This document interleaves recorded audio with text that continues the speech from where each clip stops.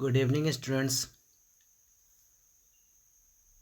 आपका स्वागत है हमारे चैनल ड्रीम क्लासेस में।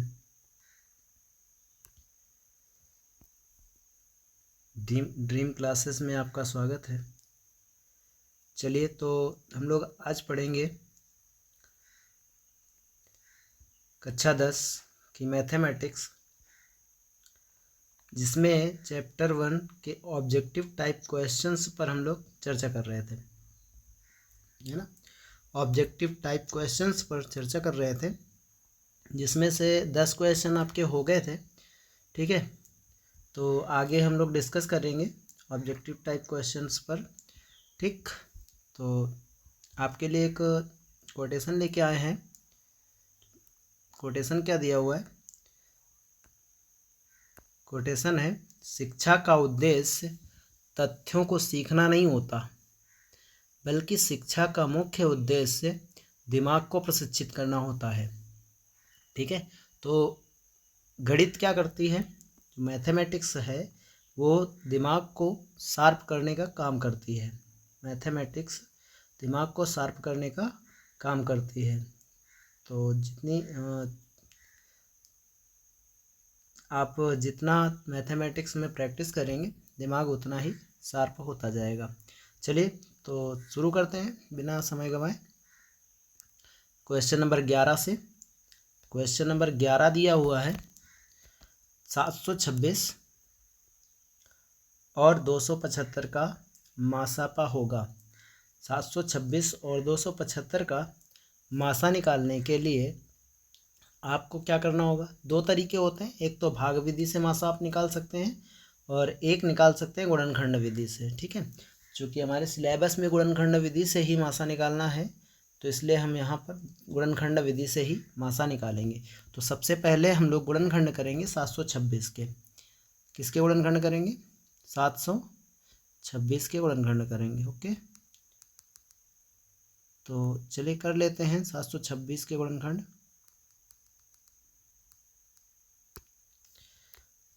तो स्टार्ट करते हैं 726 के गुणनखंड। ठीक, 2 से कटेगा, 2 से काट दो, 2 तिया 6, 1 बचेगा 12 हो जाएगा, 2 छः का 12, फिर 2 तिया 6। ठीक है, अब 2 से नहीं कट पाएगा, तो चलिए अब काटते हैं आगे। कितने से कट जाएगा? 3 3 6 6 12, 3 से कट जाएगा।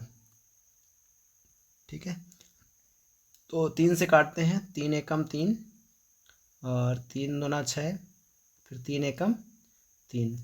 ठीक है, तो आ गया कितना? 121। 121 हम जानते हैं कि 11 से कट जाता है, 11 से 11 बार कटेगा और फिर 11 से एक बार में 11 कट जाएगा। तो 726 के गुणनखंड हो गए, और इसके अलावा आपको निकालने थे 275 के गुणनखंड। ठीक है, तो 275 के गुणनखंड निकाल लेते हैं। ठीक है, तो 275 के गुणनखंड। ठीक, ये 5 से कटेगा सीधे, 3 से नहीं कटेगा, 5 से काटेंगे तो कितनी बार में कट जाएगा? 5 पचम 25 और 2 बचेगा, फिर से पचम 25। ठीक है, फिर से 5 से कटेगा तो 11 बार में, फिर से 5 से कटे 11 से कटेगा अब की बार, है ना। 11 से कट जाएगा एक बार में। ठीक है, तो इसमें आपके 726 और 275 के गुणनखंड हो गए। ठीक है, तो देख लीजिए 275 के गुणनखंड क्या हो गए। तो पहले 726 के लिखते हैं। 726 के गुणनखंड क्या हो गए? तो 726 के गुणनखंड हो गए 2 गुणा 3 गुणा 11 गुणा 11। ठीक है, और 275 के गुणनखंड क्या हो गए? 275 के गुणनखंड हो गए, क्या गुणनखंड हो गए 275 के? तो 5 गुणा 5 गुणा 11।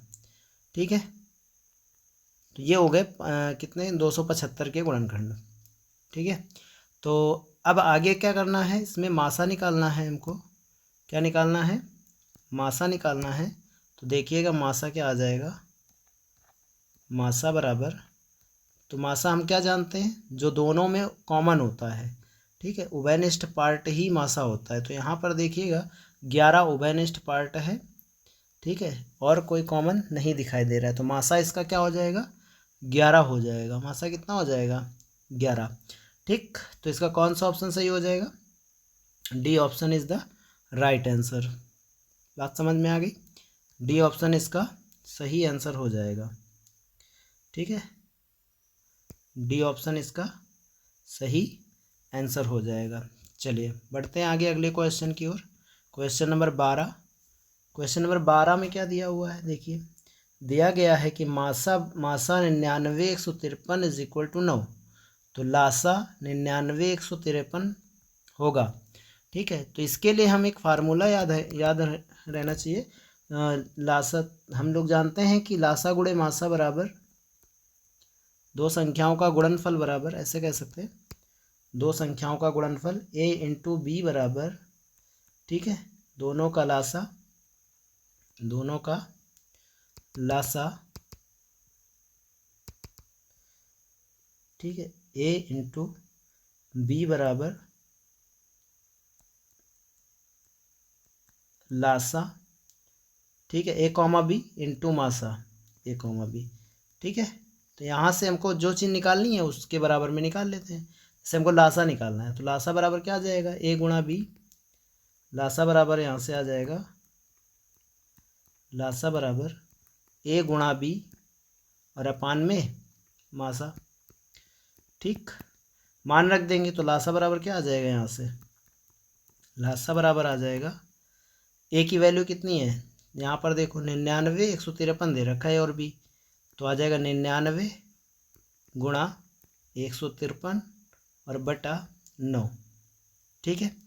अब यहाँ पर आप क्या करो, 9 से काट दो इसको, 11 बार में कट जाएगा, ठीक है, 11 नहीं है 99, गुणा करा दो, तो गुणा कराने से कितना आ जाएगा, तो 11 गुणा करा दो, कितना आ जाएगा, 11 तिया 33, 33 की 3 हासिल 3 है ना, 11 तिया 33, इसके बाद आ जाएगा 11 पचे 55, 55 और 3 कितना हो जाएगा 58, 58 की 8, फिर आ जाएगा 11 एकम 11, 11 और 5, 11 5 16, ठीक है। तो कितना आ गया यहाँ पे 1683, कितना आ गया 1683, 1683 इसका सही आंसर हो जाएगा, यानी कि ऑप्शन कौन सा हो जाएगा, ऑप्शन नंबर बी, डी इसका सही आंसर हो जाएगा, ठीक है, इसका भी ऑप्शन नंबर डी सही आंसर हो जाएगा। चलिए अगले क्वेश्चन की ओर बढ़ते हैं। क्वेश्चन नंबर 13, क्वेश्चन नंबर 13 में क्या दिया हुआ है, यदि लासा 12,21 बराबर 84, तब मासा 12,21 होगा, ठीक है। पिछले वाले सवाल की तरीके हो जाएगा ये भी, है ना। इसमें मासा निकालना है तो मासा बराबर लगा दो, मासा बराबर a गुणा बी बटा लासा, ठीक है। तो यहाँ से मासा बराबर क्या आ जाएगा, मासा बराबर कितना आ जाएगा, यहाँ से ए की वैल्यू 12, बी की वैल्यू 21 और बटा में कितना हो जाएगा, लासा कितना दिया हुआ है 84, ठीक है। तो काट दो, 21 से कट जाएगा 84 4 बार में, 21 चौके 84, 4 से कट जाएगा 12 3 बार में, ठीक है। तो मासा कितना आ जाएगा 3 आ जाएगा इसका, ठीक।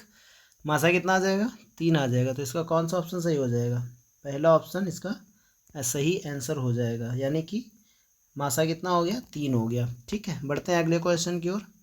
अगला क्वेश्चन क्या दे रखा है, क्वेश्चन दिया हुआ है यदि 65 और 117 के HCF को 65 m-117 के रूप में लिखा जा सके तो m का मान ज्ञात कीजिए। अब आप समझिएगा इसको ध्यान से, ठीक है। क्या लिखा हुआ है, 65 और 117 के HCF को, HCF निकालना पड़ेगा 65 और 117 का।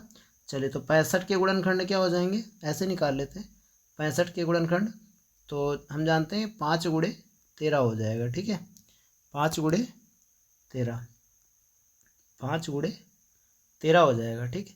117 के देखेंगे तो 3 गुणे 13 हो जाएगा, ठीक। आ गई बात समझ में।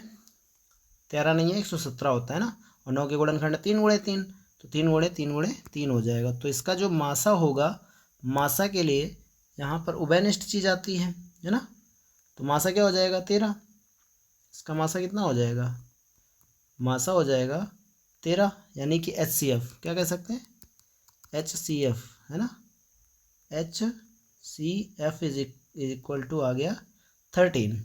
ठीक है, अब HCF को किस रूप में लिखा जाता है, तो HCF को 65m-117 के रूप में लिखा जाता है, यानी कि HCF का मान ही है ये, है ना। तो अकॉर्डिंग टू क्वेश्चन हम क्या लिख सकते हैं, 65m-117 बराबर 13। ठीक है, 117 को पक्षांतर करेंगे तो 65m बराबर आ जाएगा 13 + 117।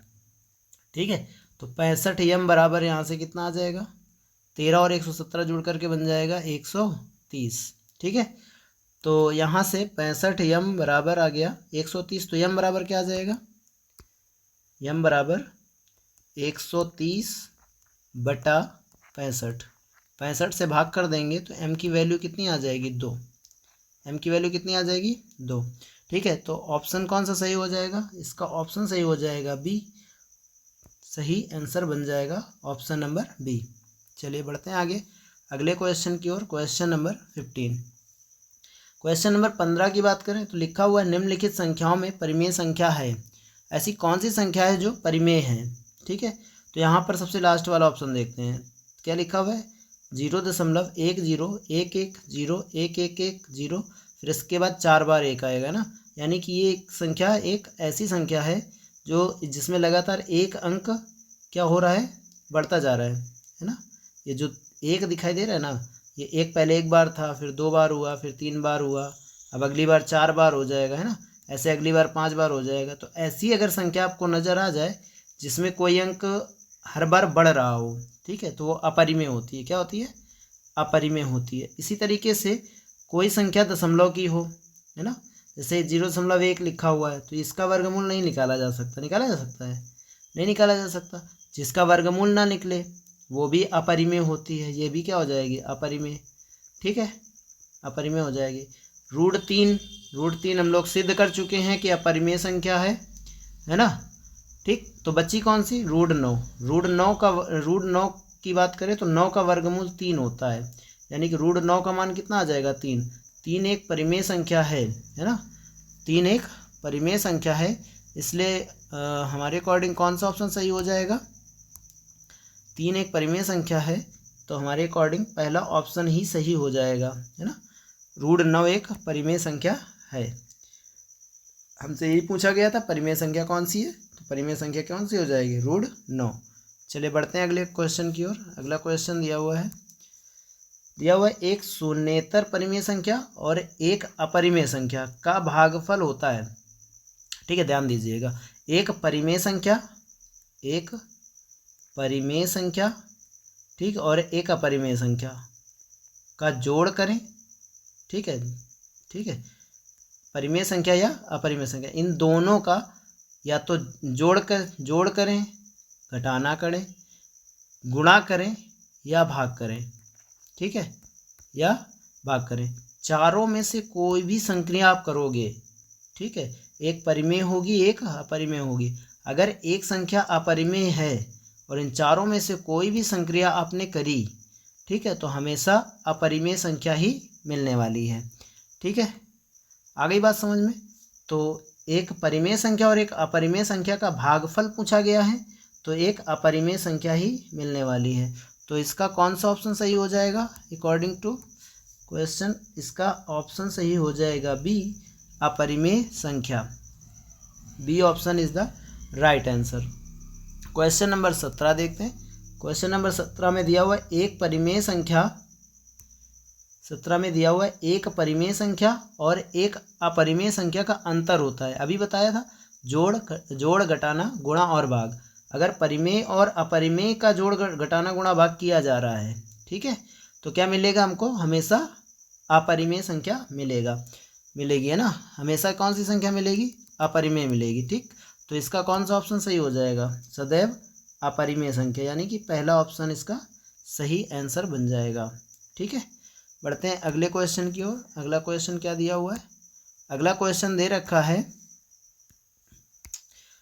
एक शून्येतर परिमेय संख्या और एक अपरिमेय संख्या का गुणनफल होता है। ठीक है, अभी बताया था, है ना। गुणनफल भी क्या हो जाएगा? सदैव अपरिमेय संख्या, है ना। एक शून्येतर परिमेय संख्या और एक अपरिमेय संख्या, इन दोनों का गुणनफल हमेशा क्या हो जाएगा?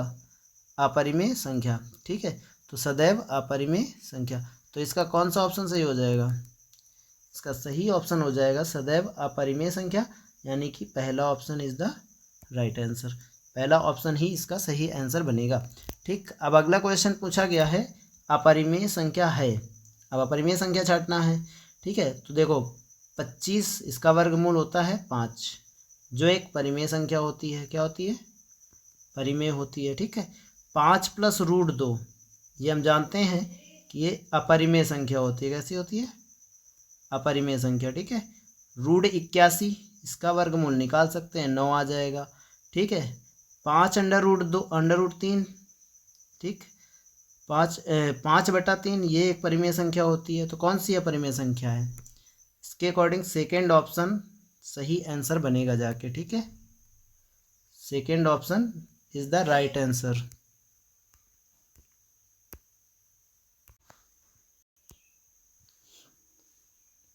चलिए, तो यहाँ पर समझ में आ गया ना। इसके बाद अगला क्वेश्चन देखते हैं। ठीक है, तो इसमें कौन सा ऑप्शन सही हो जाएगा? बी ऑप्शन इसका सही आंसर हो जाएगा। ठीक है, तो अब अगले क्वेश्चन की ओर चलते हैं। अगला क्वेश्चन क्या दिया हुआ है? दिया हुआ है 4 अंडर रूट 3 है। तो हम जानते हैं कि अंडर रूट 3 एक अपरिमेय संख्या होती है, इसलिए 4 अंडर रूट 3 भी क्या हो जाएगी?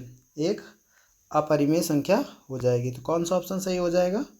सी ऑप्शन इसका सही आंसर हो जाएगा, अर्थात अपरिमेय संख्या। ठीक है, तो ये हो गया आज आपका 20 क्वेश्चन हो गए आज। ठीक है, तो आज के लिए इतना ही रखते हैं। ठीक, चैनल को सब्सक्राइब करें, शेयर करें, और वीडियो पसंद आए तो शेयर ज़रूर करें, लाइक करें। ठीक है, लाइक भी कर दें, लाइक और शेयर 2 चीज़ें कर दें। और इसके अलावा आगे के क्वेश्चन हम आगे अगली वीडियो में डिस्कस करेंगे। तो आज के लिए इतना ही।